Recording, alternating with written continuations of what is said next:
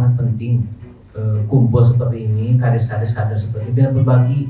Kita juga ingin tahu lah, walaupun misalkan di sini ada yang sudah 3 periode, tolong dong curhat gimana di wilayahnya. Terus di Bogor ada yang juara terus ya, saja.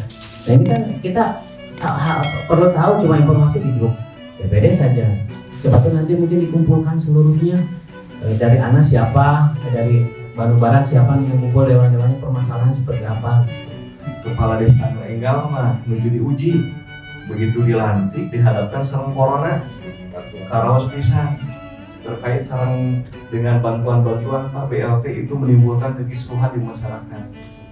Jadi desa itu betul-betul jadi sasaran. Ada satu pengalaman Pak Sarita, dan salah satunya adalah bagaimana masyarakat itu memelek PMK. Lagi simbolin kan basic orang pesantren.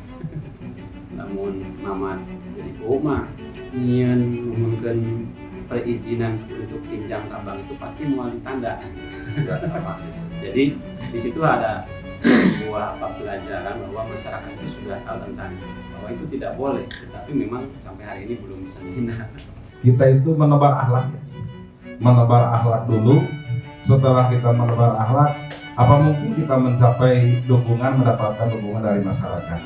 Padahal saya sudah berapa tahun tidak ada di kampung halaman, dari 2002 sampai 2012. Jadi sama masyarakat juga sama yang itu tidak di desa kita. Mundur mau kuat melawan si Dadan mah. Ana malam hari H-1 sampai hari H itu cuma punya uang 6.500.000 ya. Ana nggak pakai apa itu yang 4.500.000 buatin menjadi 25 titik ngeliwat. Ya, Ana pegang 2 juta saya. Saya secara pribadi itu merasa kaget ketika itu masyarakat meminta pada musyawarah itu meminta Ana untuk bersedia untuk dicalonkan sebagai kepala desa. Ana jadi kaget. Terus alasan apapun Ana kepada masyarakat untuk menghindar itu tidak diterima sama masyarakat. Akhirnya dengan Bismillah gitu Ana bersedia asal masyarakat menerima Ana apa adanya gitu seperti itu. Kata saya ketua BPD sangat tidak mengizinkan untuk saya maju di calon kepala desa.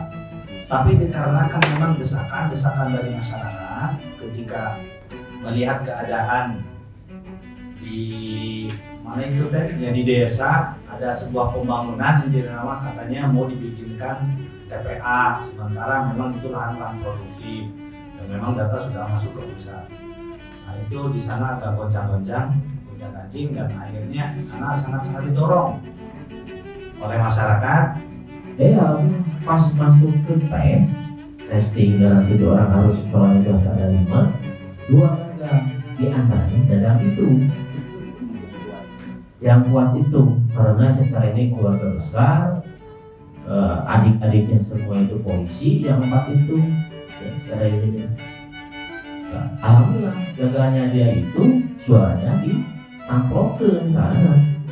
Tapi ya berhubung memang masyarakat yang akan menanggung segala macamnya, akhirnya pembiayaan dari A sampai Z itu sama masyarakat alhamdulillah. Bahkan termasuk biaya dapur dan lain sebagainya itu sama masyarakat. Yang kenapa saya menolak sebetulnya nama lamun jauh mah rumahna eta rumah incumbent sama rumah saya teh mungkin terjadi ieu kan ini mah ngarendeng. Jadi ngarendeng gitu kan. Ngarendeng lebakeun masjid, abdi gigireun masjid. Jadi itu dihitung ngariung katingali, dia ngariung katingali gitu. Jadi sangat beban sekali. Makanya juga kemarin itu enggak secara full enggak lah gitu kan, soalnya sangat kumanya. Udahlah beliau itu guru saya juga gitu kan. Nah, ketika saya mau bikin surat ini aja kita mau mencalonkan, saya minta izin dulu sama beliau. Saya datang ke rumah beliau, bulan-bulan saya ngobrol segala macam intinya gitu. Diheureun atuh cing teh ulang ringan-ringankeun beban bapak cing teh kan kangge yeuna cing teh pendaftaran. Masyarakat cukup merespon, langsung merapat ke salah satu anggota dewan yang ada di provinsi waktu itu Kang Didi Soekardi. Ya alhamdulillah anjeunna salam tempel kasih kuring. Yaitu pangitun menjadi modal awal kanggo nyuguhan masyarakat Kusuping dalam rangka ngaloko sinarang ngopi. Ya pangitun Itu mengizinkan itu kakak saya pas besok terakhir untuk pendaftaran itu masyarakat datang ke rumahnya, ke rumah kakak saya gitu kan. Masa itu ya kondisi saya memang rada drop oke gitu kan. Tapi ketika memang masyarakat datang ke rumah kakak saya dan mengizinkan kakak saya dengan di Paridio menangis gitu kan, dan tadinya memang betul-betul keinginan. Nah dari sanalah mungkin saya dengan Bismillahirrahmanirrahim saya melangkah sebagai calon kepala desa dan karena saya mengusung 3 program garapan fisik, pesak, dan pasif.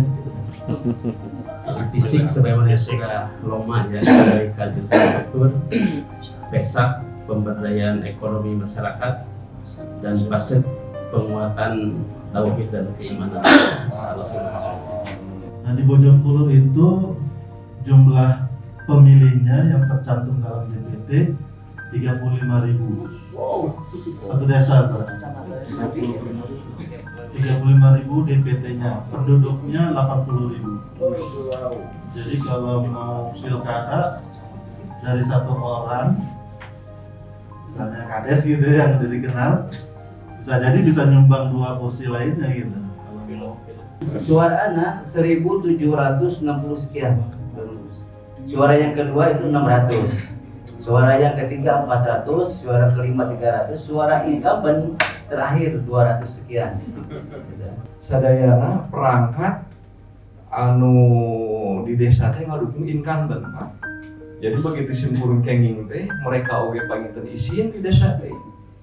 Jantan segan gitunya. Jantan teh aya komunikasi teh cari cing di desa teh Pak. Simpurun duga 3 sasi panginten kudu kumaha itu itunya.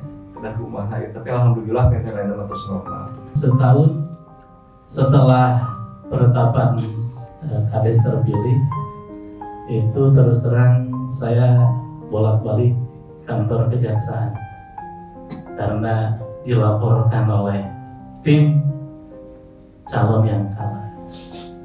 Diusut dari tahun 2012 sampai 2018 di satu periode dilaporkan semuanya. Administrasi kita cukup lengkap, kemudian walaupun ada temuan, karena mereka tuh yang melaporkan juga terlibat, mereka juga penyedia pengaspalan jalan. Ketika diperiksa ternyata yang ada temuannya pekerjaan dia. Akhirnya dia setor juga mengembalikan uang negara 12 juta rupiah. Yang lain tidak ada temuan. Alhamdulillah selamat.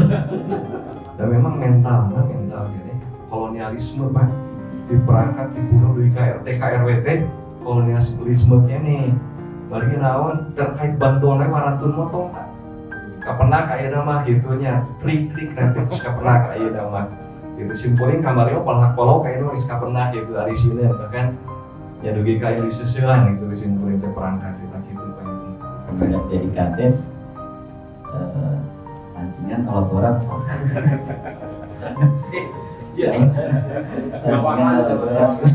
memang dari setengah 6 pagi sampai malam itu luar biasa. Ke rumah itu kalau yang ngetuk pintu itu hampir banyak teman bantuan. macam-macam masalahnya kompleks, ada yang nggak dapat bantuan, ada yang lainnya. Jadi 2016 saat itu saya menyampaikan ke masyarakat, Bapak Ibu yang punya anak hafal Quran 30 juz akan kita umrohkan. Tiba-tiba ada masyarakat, Pak ada satu di RW 03 gitu. Ternyata ada satu. Saya bilang, di mana biayanya ya? Kan bingung juga. baru satu ya. Iya, baru satu. Akhirnya saya diminta DPMD tim dari kabupaten untuk presentasi tentang desa. Akhirnya saya kepilih jadi kades berprestasi kategori kades inovatif. Hadiahnya umroh. Saya diberikan umroh oleh Bupati bersama istri, tapi hadiah umroh saya berikan kepada warga saya yang hafal Quran 30 juz. Dan dia yatim. Itu pahalanya 2 kali. Iya. Jadi saya bilang ke ajudan bupati, Pak, saya punya program mengumrohkan warga yang hafal Quran 30 juz dan ternyata dia adalah yatim. Saat dia hafal Quran 30 juz, esoknya bapaknya meninggal dunia. Ini kita berangkatkan umroh. Oh, Pak Lukman boleh diberikan. Akhirnya dia berangkat sama istri saya. Setelah itu, kemudian saya umumkan di atas panggung. Pak Camat bilang begitu. Masa Pak Kades bisa ngumrohin, Pak Camat tidak ngasih apa-apa? Saya kurang kena Pak Camat. Iya. Akhirnya Pak Camat memberikan uang saku untuk anak yang hafal Quran 5 juta rupiah. Datang lagi Bupati Bogor, saya undang Bupati untuk nanam pohon jambu. Jadi di kita punya program satu rumah 2 pohon jambu. Bupati launchingnya, Bupati sambutan. Pak Kades, anak yang hafal Quran mohon dihadirkan. Ibu akan memberikan uang saku 5 juta rupiah. Jadi udah berapa? 10 juta. Hadir juga ketua DPRD. Iya, nggak mau kalah, politisi. Pak Kades dari saya nambahin 5 juta rupiah, tapi uangnya ambil di DPRD. Gak masalah. Jadi aneh itu umroh dengan uang saku 15 juta rupiah. Ada kemudian diliput oleh teman-teman media, Radar dan Jurnal Bogor di halaman pertama, ada yang baca umroh untuk anak yang hafal Quran di Bantarsari. Datanglah dia ke Bantarsari, baca. Pak Kades benar ini mau umrohin warga yang hafal Quran? Iya. Hari ini, jam ini saya datang menggantikan uang yang Pak Kades berikan kepada anak yang hafal Quran 26.600.000. Cash tunai saat itu. Allah, saya tambah yakin. Akhirnya Pak Kades belakangan. Berangkat dulu terus. Akhirnya tahun berikutnya ada lagi yang hafal Quran 2 orang. Maka kita putarin lagi. Sampai sekarang sudah 5 orang yang kita berangkatkan umroh. Tidak dari anggaran APBDes, tapi dari kita. Ada aja jalan. Di periode pertama. Mestinya tahun kemarin 3 orang karena ada pandemi. Karena jadi tidak jadi berangkat. Kalau yakin kalau didesain sedemikian rupa, saya yakin tidak 14 orang di Jawa Barat lain. Ya minimal 10%-nya di Jawa Barat menguasai desa. Insya Allah. Disinilah Anda berpikir bahwa power kepala desa untuk mengembangkan dakwah merebut di Indonesia ini, insya Allah sangat besar itu ya. Karena Ustaz kalau tadi saya sampaikan, the real yang punya masyarakat itu bukan Jokowi, bukan Pak Gubernur, tapi kami lah. Jadi saya ingin mengatakan bahwa mari kita menjadi konektor kebaikan, mengkoneksikan kebaikan yang kita lakukan agar ada setrumnya, ada energinya kepada orang lain, yang orang lain terlibat aktif dalam proses kebaikan. Assalamualaikum warahmatullahi wabarakatuh.